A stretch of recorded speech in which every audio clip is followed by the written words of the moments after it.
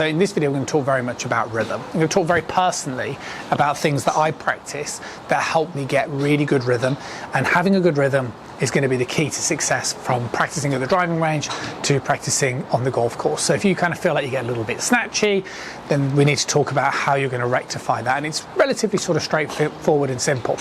First things first, let's talk about sequence, because where most amateur golfers get a little bit lost with rhythm is its sequence as opposed to the rhythm itself. And we're going to keep it ultra simple. What you need to understand in the backswing is that it's your hands and arms, upper body, lower body. And then in the downswing, we're just going to go with body and arms to keep it simple. Okay, so what I mean by that is, if I was going to practice with my swing buddy here, if I was going to move my body excessively in the backswing, okay, as opposed to just lifting my arms into placement, you can imagine the kind of horrible position this would put me into. So if I excessively turn my body in the backswing without thinking about lifting my arms, all that's going to happen is I'm going to have to pull my arms into place, and it's not really your rhythm that's going to be a problem, it's going to be your sequence. So the first thing that I always think about in my golf swing is just lifting my arms up. So see the way the swing buddy just hits me on the back here, like so. And then from there, I just think about turn my chest, release my arm, up, turn my chest, release my arm, up, chest and arm, okay? And that's all I do. And that's the first thing. So if you are struggling in a big way with your tempo / rhythm, then the reality is that you're actually probably struggling more with sequence, and you're moving your body too much in the backswing rather than just thinking about an arm lift. Because I know very personally, if I was to hit this shot here, my backswing is more about lifting my arms up, and then I can drop my arms down as opposed to anything else. So that's the first thing. Second thing that I would very much be focused on is, as I start the downswing, I have to feel as though I am moving my body towards the target. And this is how I get that sort of whipping effect as I come in towards this downswing position. So I swing up, okay, and then as soon as I start my downswing, I get this very strong awareness of moving both my chest and my pelvis towards the target. And this would be, again, why the swing buddy is very good, but also a decent analogy is like throwing a ball. You would move this way. See what I'm doing?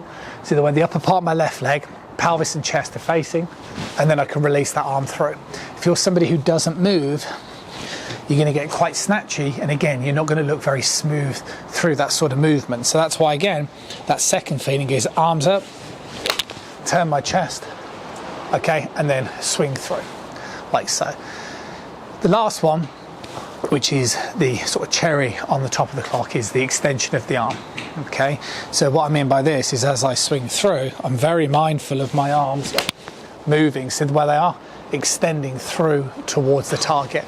And again, that's why I think this is so good as a little training aid, because you can just think about lifting it up, turn, and then extend, lift, turn, and extend.